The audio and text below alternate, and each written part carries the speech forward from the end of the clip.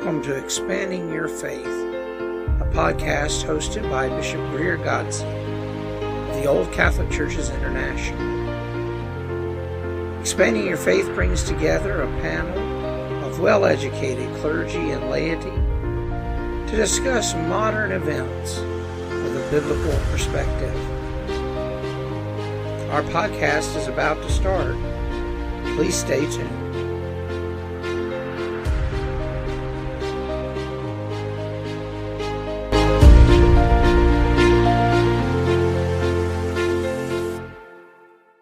Hello, everyone, and welcome to this edition of Expanding Your Faith. I'm Bishop Greer. Joining me tonight is Reverend Marc. Greetings, everyone. And Bishop Ben. Hello, and what blessings to all. I almost called him Bishop Marc. I stopped for a moment. Well, I mean, in some circles, I guess right? Who knows? Who knows? Who knows these days? Right. Tonight we're going to talk about the topic we were going to talk about last week, but Pope Francis decided to head back home, so we preempted it to this week, which is resurrection. And no, Pope Francis didn't rise. We're talking about resurrection, what it means to us, and why it's important, and all that good stuff. Mostly because this time of year you see a lot of people who, mostly people who are no longer Christian or atheists, posting things like, the resurrection doesn't matter, it's not important, blah, blah, blah, blah, blah. And so I thought it'd be a good topic for us to delve into here this close to Easter. And why we celebrate it, why it's important to us. It's one of the two major feasts in the church calendar, Christmas being the first, the birth of Jesus, and then the second being resurrection. And so church puts a lot of emphasis on these two feasts, so I thought it'd be a good topic for us to begin with and discuss. And kind of get answer maybe some questions that you might have concerning the resurrection. So we're going to start off with Bishop Ben and why resurrection is, why do you think the resurrection is important? What does it mean to you? And what aspect, like religiously or as not like? Well, however you want to approach the question. Okay, well we can look at it as for me as a religious person living the religious life. I look at it as there's some hope that there's going to be a heaven, but then also too that we look at it as we take it as Jesus rose and we see that we may have resurrection from us going after death going to heaven. And then you look at it as the lay person, you can look at it as, for me, it'd be like showing that there is truth in the Bible and there's truth in the story, and it what gives me more hope, it gives me more peace of mind that it happened, that he's just not still laying in a tomb somewhere. Right. If that makes sense. Oh yeah, that makes perfect sense. Absolutely. Reverend Marc? Resurrection is one of those topics that, endless conversation, in my opinion. So, again, it reminds me of Christ's desire to drive home his point of what his life represented. Right. I believe it speaks to, because post-resurrection, Jesus comes and continues his work, continues the same mindset that he was born to bring, and that is who God is, who God desires us to be in the earth, lives that out, doesn't seek vengeance towards the oppression and to those that have wrongfully killed him. He willingly offers his life And that offering of the life as a sacrifice we see from the time of his birth all the way until he literally is killed. And then he offers his life again. He gives up his desires so that he can continue to minister and to show who God is, the true heart of God in the earth, in the midst of all of the craziness that transpires during Passion Week. And he drives that home, and then he affirms inside of his disciples that they can carry this message.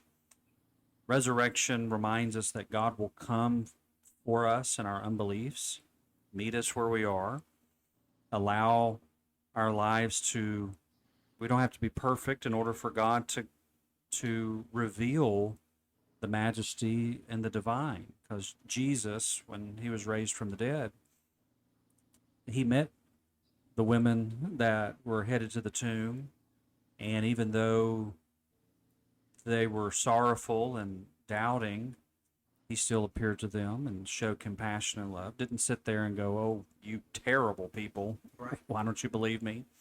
Same thing with the disciples. He met them right where they were.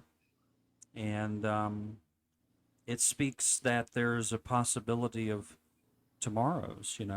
Jeremiah 29:11 is seen in the resurrection. And, I know the thoughts and the plans that I have for you, thoughts of good, not of evil, to give you a hope and an expected end. So I could go on and on, but those are some of the highlights for me. It reminds me that when it looks like it could be over, when it looks like something has reached its totality, God has the final word.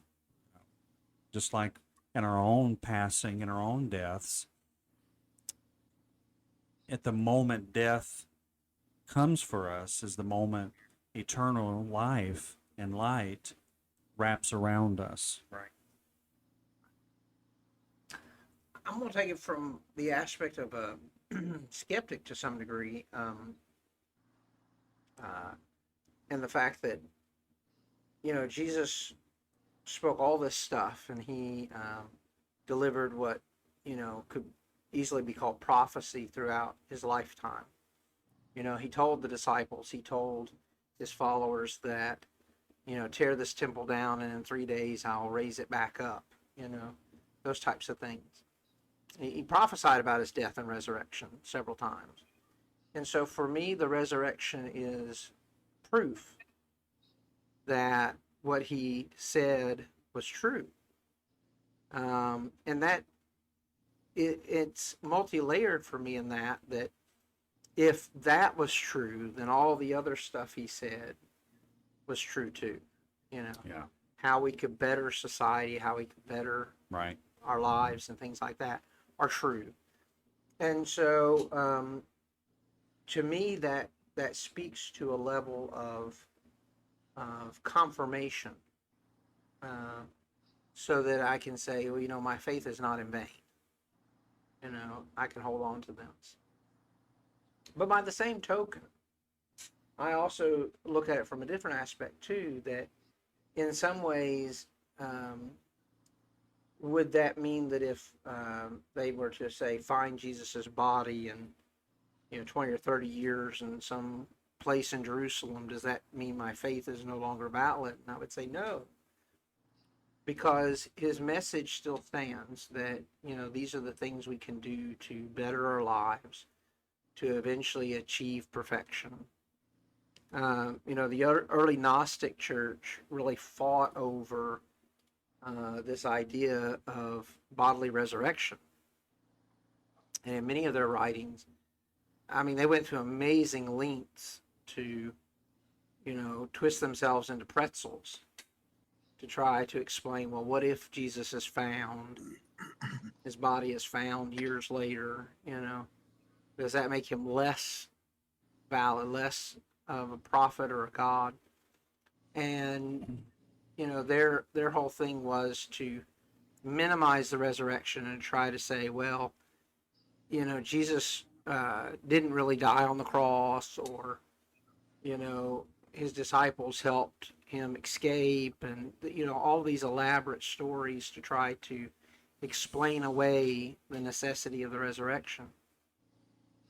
And I think that was because they feared the fact that someday his body might be discovered, and that would damage their faith. And so they had to have an out. But we're over 2,000 years later, almost 2,000 years later, and nobody's ever been found. We've had several archaeologists over the millennia who have claimed to have found the tomb of Christ and it be empty. And with all of the archaeological focus on finding proof of Jesus' existence, finding proof of what the Bible says, and nobody's found it yet, pretty confident at this point that they're not going to find a body. And therefore, it further confirms the story that Jesus rose from the dead. So for me, it's kind of a split thing. I do believe in the necessity of the resurrection. I believe it was necessary for Jesus' followers to know that, he was what he said he was. That he indeed was the Son of God, that he was indeed spoke the truth about all the things that he talked about. And so I think that was important for them. It's still important for us.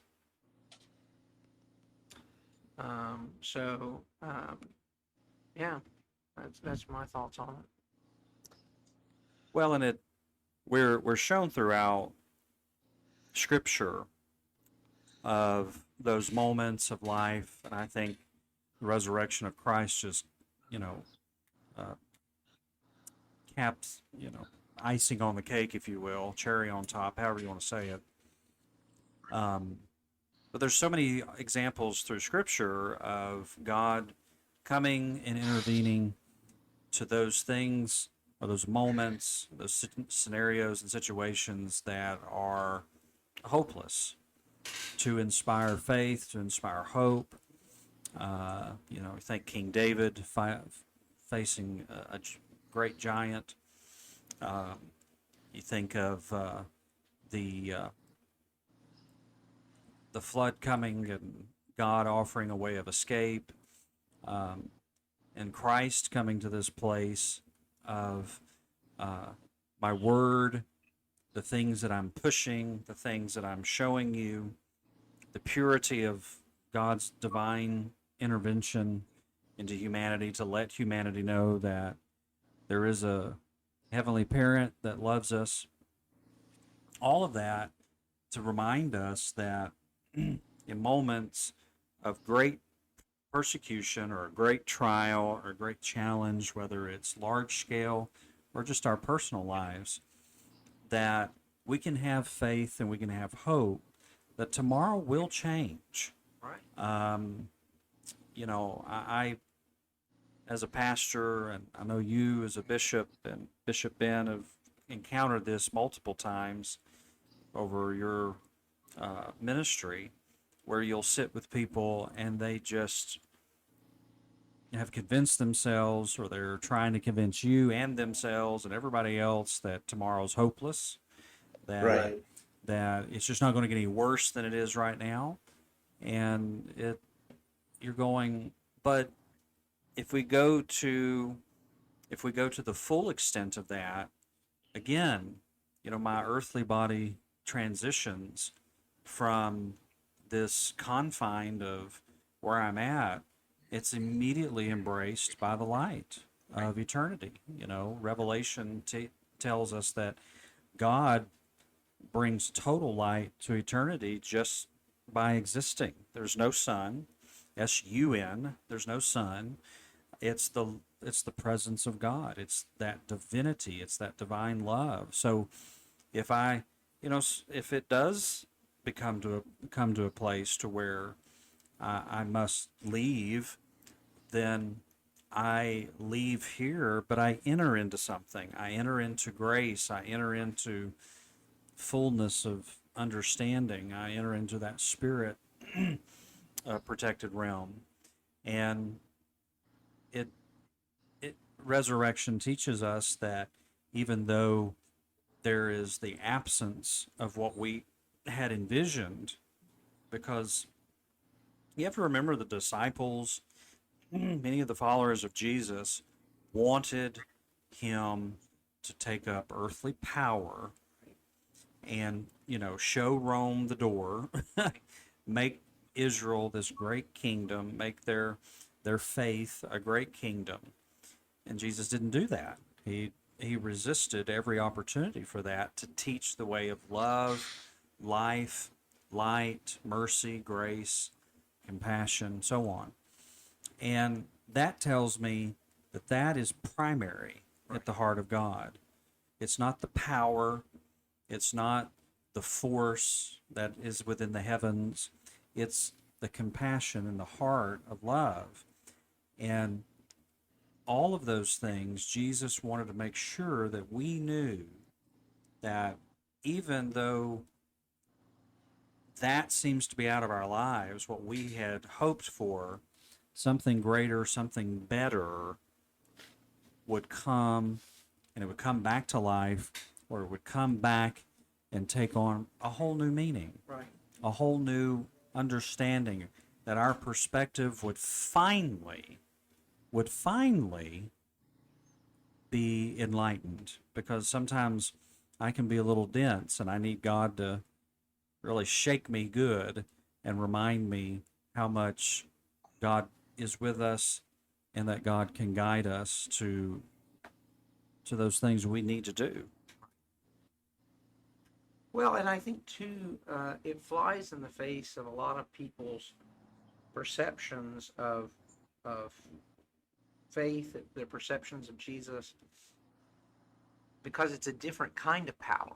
They're searching for this power here on earth, this, the earthly power and wealth and prestige and all of Which that is all stuff. fleeting. Right. All of that stuff that will rust and pass away, as Jesus said. But the resurrection shows us a different type of power.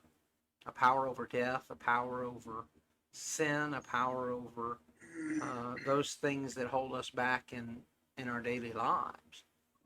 And I think that's important as well. And I think that's why a lot of people struggle to accept it, is because their heart is not in the right place. They're looking for, power in a different way.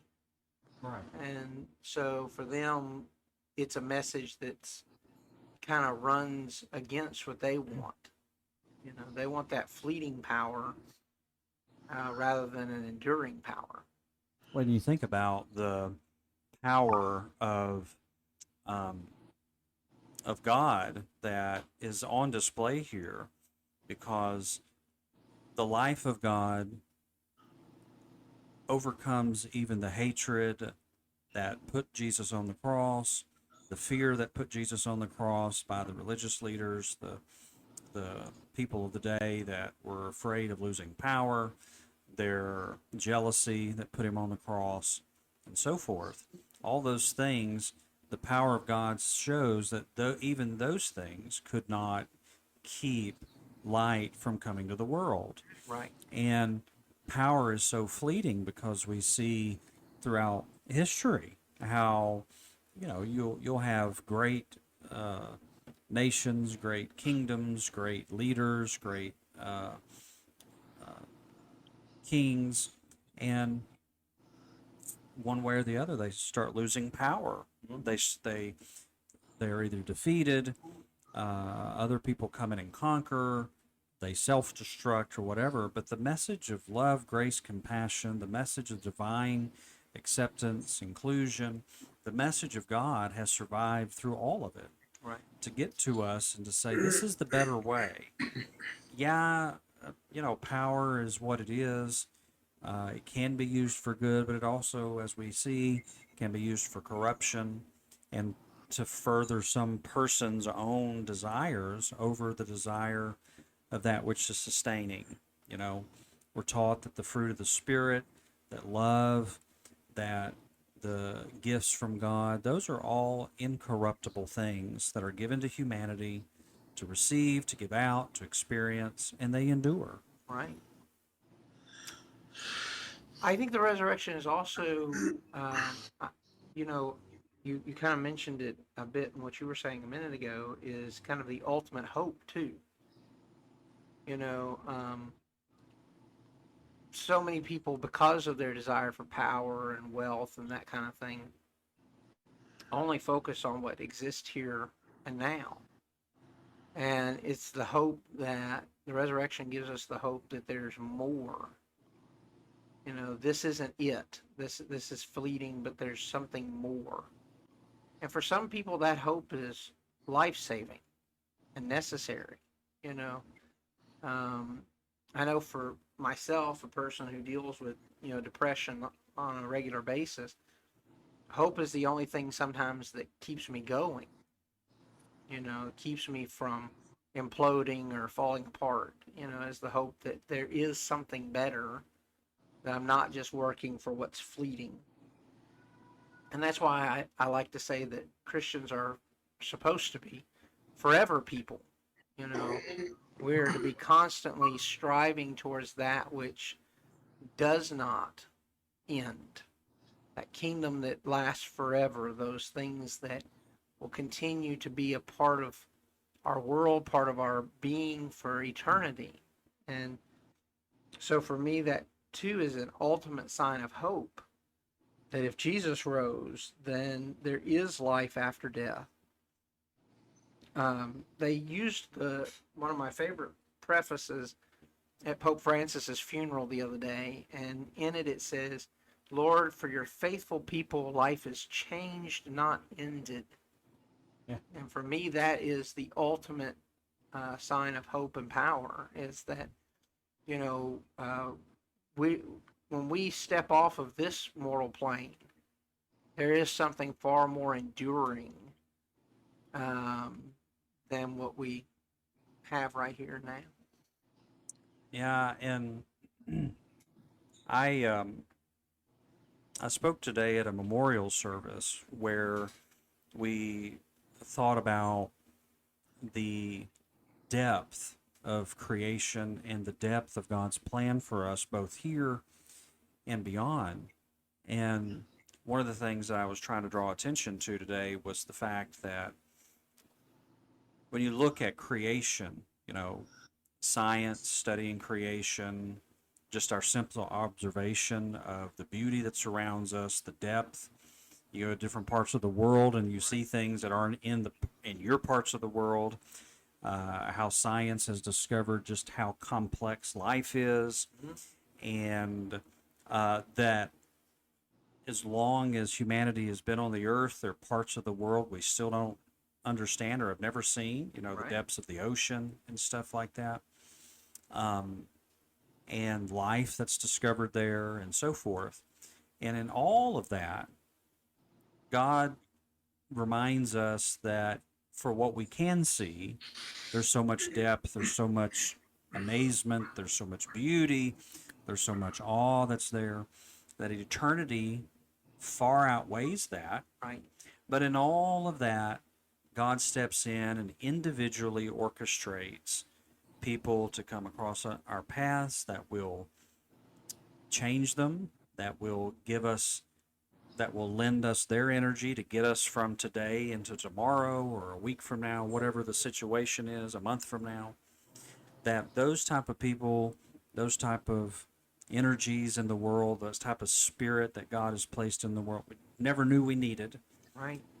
But even in that, we're a part of that complex creation, and God orchestrates not only the flowers to bloom every spring, but our lives to be touched every day or in each season, that will remind us that the divine's hand, again, not only makes the flower bloom, but the divine's hand is able to guide us into where we need to be, into those situations that enable us to succeed.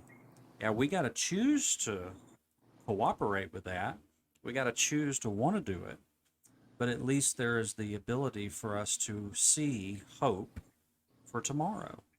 And I think that is such a comforting thing, uh, because we get so hyper focused on all that's wrong. And there's a lot of wrong in the world. There's a lot of things that are coming apart and crumbling. But do we ever step back and say, is it okay for it to crumble and something new be built? Is it something that we should fight for? Is it something that we should stand up and it gives us the opportunity to have a bigger stage, or something greater can be said? We have to ask those questions. And you and I have taught it many times. God can handle our questions, That's right. and God can lead us. But we can never lose sight of what you just said, that God can lend and send hope to us to get us from despair into that next day. Right. Bishop? I was thinking, and I want to take us back just a little bit back to the beginning of the podcast when we were discussing about the tomb of Jesus and his actual resurrection. You made a comment, Bishop, that made me think about it a little bit harder here about the archaeologists finding a body if they ever did. To me, if they ever did, you have to think about it. They did find his body. There's always a caveat that says, "Hey, we found his body, but here's proof of where his earthly ministry." Mm-hmm. Because there's a lot of people that say, "Well, Jesus never did exist. Here's just the story." Right. Well, if they found the body, then that would prove his earthly ministry. That's true. So that for me would reinforce more proof of him actually existing. Right. That would give me a deeper sense of more hope, more caveat into having more depth into feeling that my belief is true. Right. It'll give it more making it more valid. If that makes sense. It does. Absolutely. 100%. But on the same token too, like you mentioned, Pope Francis. There's also another comment that Pope Francis made during one of his little discussions he gave at St. Peter's Square. He said, in order for us to be a Christian, sometimes we have to be a messy Christian Right. too. Right. And Jesus lived his life like that. I mean, Right. Jesus went to the margins of society. He didn't go to the powerful and the rich and spend all of his time, hobnobbing with them. He spent his time on the margins, with tax collectors and prostitutes and sinners, people that were considered outcasts. The Samaritan woman's a great example of that, in the fact that he went to these people that were considered lower than animals to many Jewish people, and they were truly an oppressed group of people, despite the fact that Israel, the Jewish people, were being oppressed by the Romans. The Jewish people would also oppress the Samaritans. How about And that? he went to them and, said, I'm here for you too. You are not less than, you're actually equal to everyone else. And so I think that it's important too to remember that Jesus taught us to get our hands dirty, to get down in the gutters, to go to the people that are so marginalized in life, the people who are homeless, the people who are poor, the people who have no power or agency, and to, as Jesus said from that wonderful passage in Isaiah, to proclaim liberty to the captive, Right.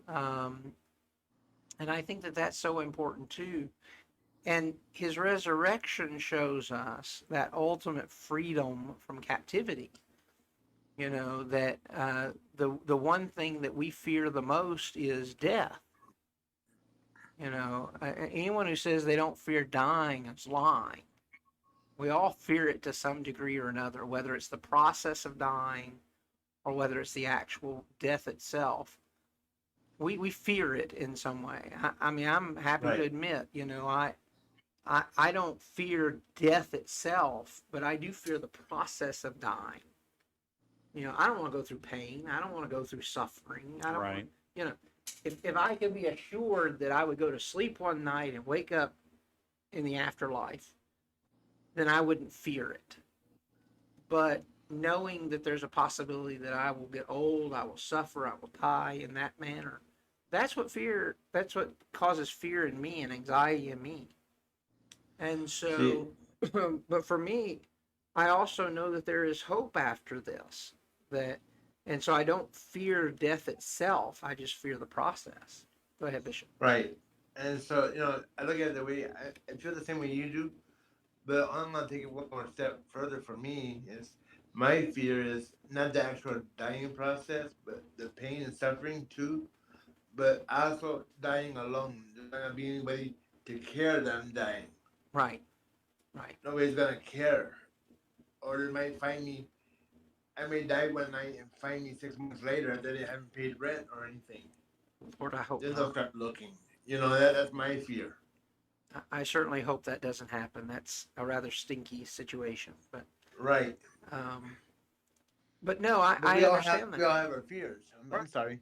No, no, no. I understand that completely. We do all have our fears of death, and I think the resurrection helps us in some way to have hope that even though that fear exists, there is hope afterwards. That Right. it's not a permanent situation. So I think that's important to remember too.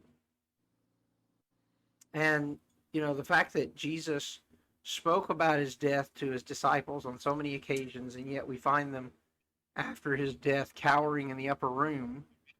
And what does the Bible say? They were afraid. They even had fear after his death. And I'm sure many of them sat there in that room thinking, what if it was all for nothing? What if Right. we followed this guy around, we gave our lives to proclaim his message, and this is it, this is the end. And so for them too, it was a matter of hope because they got to see that what they had done and what they had spent time on mattered. That Jesus did conquer death and come back. And, even to the point of him being willing to let Thomas put his fingers in his nail holes, his hand in his side, to prove that he had overcome death, that he had risen. It wasn't just a spirit or a manifestation, or a group delusion, that it was something real, something tangible. Yeah, and poor Thomas, he just gets thrown under the bus so often spiritually. Right. But, Jesus allowed him, and Jesus didn't harp on him needing to see that. And because, Christ, from the moment of his resurrection until his ascension, he had to spend a good bit of time affirming within the disciples just how much God needs them, how much the message that he had been preaching for a while had was true, even with his resurrection, because you have them probably sitting there, wondering, are they next? Are they, Right. Will they be drug away just as Christ was by the leadership and the authorities of the day? Right. So that was part of it. And then Jesus is telling them, hey, I'm back, guys, and now I need you to go do stuff. You go do things that, you think about this, you go do the things that I told that the world needed and showed you, and you go do those things that led me to my death. Right. Go do those things. And so they, some of these are young people. The disciples are very young, and their whole lives are ahead of them. And Christ's saying, okay, now I know you believe. There are some holes in your belief. Now I'm affirming and bringing you hope for tomorrow. Now go do that stuff. And there was a selling out at that moment to the message that he had to prove to them, and I believe it was being solidified inside of them, that um, what I'm asking you to do is to raise up people that are equipped with divine love over swords and shields and spears, and really driving that home. I want you to go and speak to the world. You know, how often he told them, you know, go into the world, go into the world. As he was ascending, he said, go into all the world and preach the gospel. This good news, this hope, go to all people. He wasn't restricting it. He wasn't stepping back, going, you know, uh, if they're black, don't talk to them, or if they're white, don't talk to them. If they're gay, don't talk to them. If they're Roman, don't talk to them. He didn't start, you know, cutting everybody out. And you know, you think about this, you know, there's parables, there's stories, the regarding the Samaritans and how Jesus interacted with them and offered them the same love and compassion as he was people of his own faith. And then, you know, healings, the centurion servant, who Jesus was surrounded by zealots of that day, Right. that even that if they walked by a Roman soldier, they were sworn to stab them. And Jesus is over here listening to them, giving them audience, and healing the servant who is a lover. But anyway, Right. the centurion's person, and so it's just such a radical change. And Jesus is all in the face of doing it, but he's in the face with compassion. He's in their face with love and grace. He's not shouting at them. He's not yelling at them. Um, you know, I get so tired of people bringing up the fact that, oh, Jesus flipped over tables in the temple. Yeah, he didn't do it every time he entered the temple either. You know, his default is not, let me find a table and flip it, or let me throw something in your face. He was driving the point home to seasoned religious people that were leading folks down a path was diametrically opposed to the heart of God. And they knew it even from their readings, even from their writings, even from the Torah. They knew this is not how God intended for the people to live in the world. And yes, it drove him to righteous indignation. He wasn't around harming people. He didn't go around beating people upside the head. And I'm so tired of Christians using that as a default. Well, Jesus flipped tables. Well, sure he did. But he also preached with compassion and with grace and with the zeal of God's love. And while there are moments that we do need to flip tables in the face of spiritually religious and spiritually stuck up folks, flipping tables in the middle to people that don't know divine love was not the way of Jesus. Right. And I know we find that hard because we want to land on the Jesus that was combative in that sense, you know, in the temple. But how many times did Jesus refuse to pick up the sword? Right. How many times do we miss that fact? And, you know, Paul tried to drive it home by saying we do not wrestle with flesh and blood, but it's a spiritual thing. It's the heart, and that's what we have to focus on. I have no idea where I was going with all that, but there you go. But see, I was gonna carry on with that. Remember, you had a good point. But also, this leads up to where we need, as Christians, need to focus and learn on the Beatitudes. People don't want to discuss the Beatitudes because they say it's woke Jesus. Well, the thing is, he was woke. That's the whole point. Is Beatitudes are very important because it teaches compassion, love, Christ-like actions. Right. And if we cannot mimic what Christ has done for us, then we're in the wrong religion, we're in the wrong job as clergy people. Right. We have to live, walk, breathe Christ and Christianity of what He taught. And that's a great segue into what I just wrote down. And as Reverend Mark was talking, that's restorative grace. Right. One of the things Jesus did before and after his death was a moment of restorative grace. Before his death, here he is on the cross, and he gives us two great examples of restorative grace from the cross. The thief who took up for him there on the cross against the guy who was railing and yelling and gnashing his teeth. And Jesus said, despite what you've done, despite your shortcomings and failings, you're going to be with me in paradise. And then one of his last and final words was, Father, forgive them, for they don't know what they do. And those are moments of restorative grace. And then he comes back after the resurrection, and one of the first acts he does is to sit down and have a meal with Peter and restore Peter. Yeah.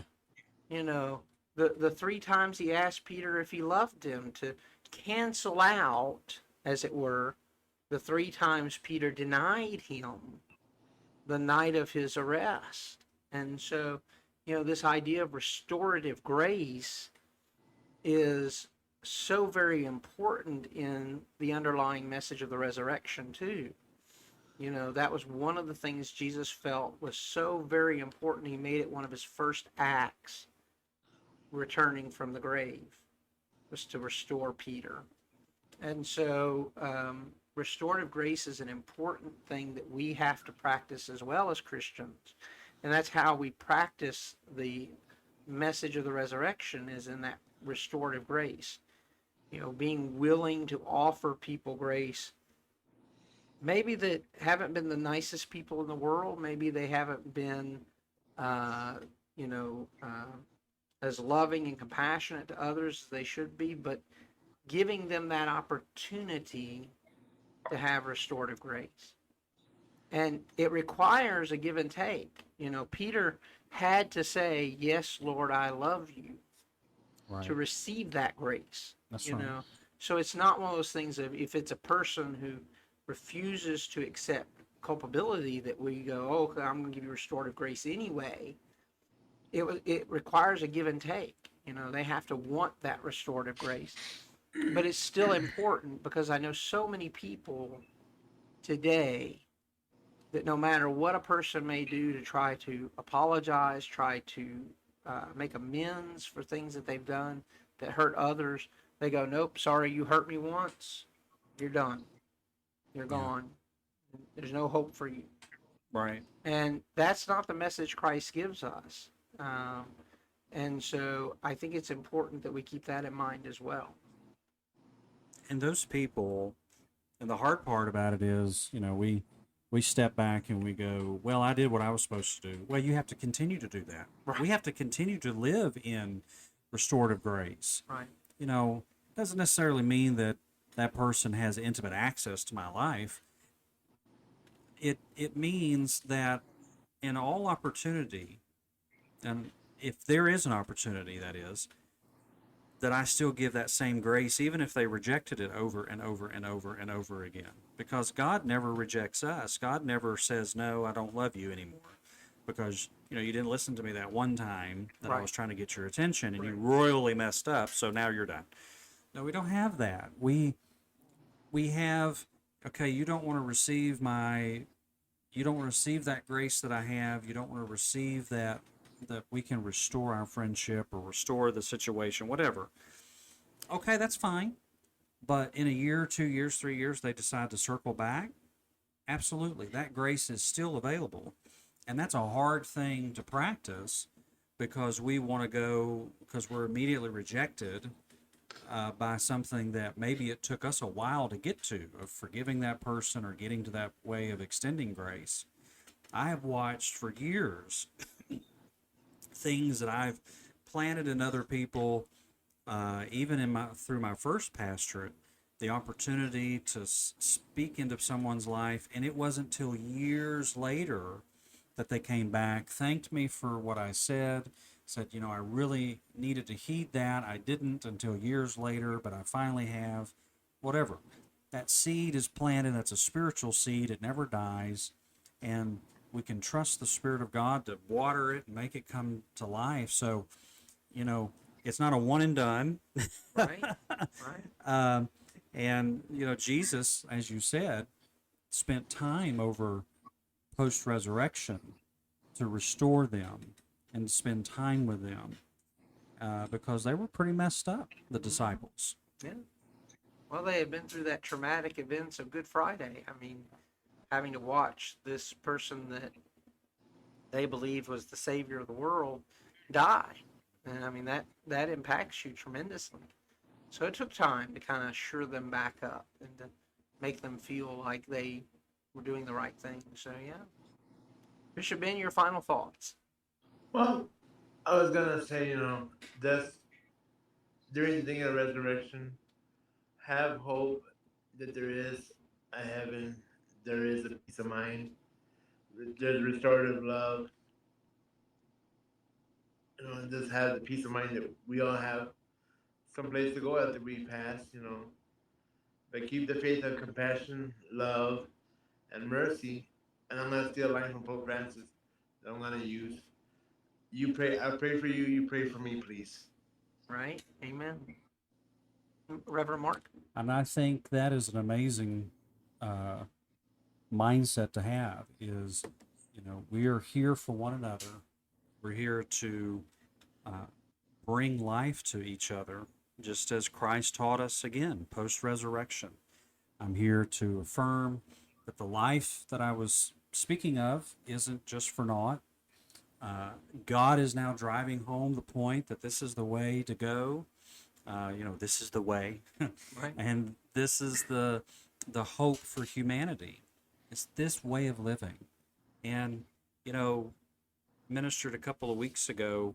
Imagine if we had Christ's response post-resurrection, not to seek vengeance in the world, not to seek retribution, but to seek the desire that people would know that, Jesus coming to them and just going, peace be with you. Multiple peace be with you. Do you love me? Do you love me? Because I love you. Do you love me? And seeing that restoration. So I hope people really dwell and meditate on some of these things that we've thrown out there tonight.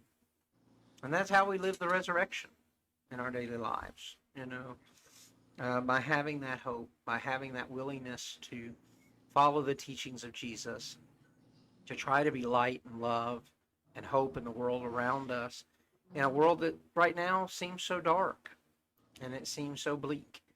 And yet we can be that beacon of hope and light and love in the world around us. Sometimes it's a matter of just changing one heart or one life at a time. It's not a matter of trying to convert the entire world or trying to change the entire world, but rather trying to be that beacon of light and love and hope in the world to one person. And if we can change one person's life for the better, we've done something amazing. And that can be something that can spread. And I think that that's what we need to focus on today more than anything, is living the resurrection, living that hope. Because these things in the world do pass away. This won't last forever. And, thankfully that if we keep our eyes on the teachings of Jesus and do what he asks us to do, we have hope that there is something more permanent, something that lasts forever, that we can focus on. Well, my friends, this has been an amazing podcast as usual. Thank you, Reverend Mark and Bishop Ben, for being here tonight and being a part of it. Thank you for having us. Thank you for hosting us. I always enjoy it. It's always a blessing. And thank you all for joining us tonight online to record this. I don't say this very often, but if you'd like to join our studio audiences, we record these on Saturday nights at 8 p.m. Eastern Time. And you can join by going to younow.com/Bishop Greg. It's younow.com/Bishop Greg, Saturday nights at 8 p.m. Eastern Time, and be part of our studio audience where you can ask questions and make comments that will be a part of this podcast. So do consider joining us for that. Next week, we're going to talk about gender and sexuality in the Bible. I watched a light topic. A light topic. I watched a video by Dan McClellan the other day. I love Dan McClellan. He's a great scholar of the Bible. And we'll forgive him for being a Mormon, but he's a great scholar of the Bible. And he did a video the other day on the 8 genders in the Torah and the Talmud. And so that's kind of our impetus for that one. And we're, of course, coming up on Pride Month in June, so I want to kind of get ahead of the game a little bit, talk about some of these issues before we hit Pride Month, so that you have that information going into a month of celebrating who we are and celebrating the fact that God made us as we are. So until then, till we once again attempt to expand your faith, keep shining bright, my friends.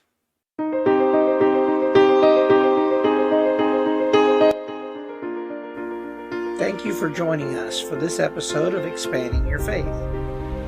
For more information on Expanding Your Faith, check us out on facebook.com/Expanding Your Faith.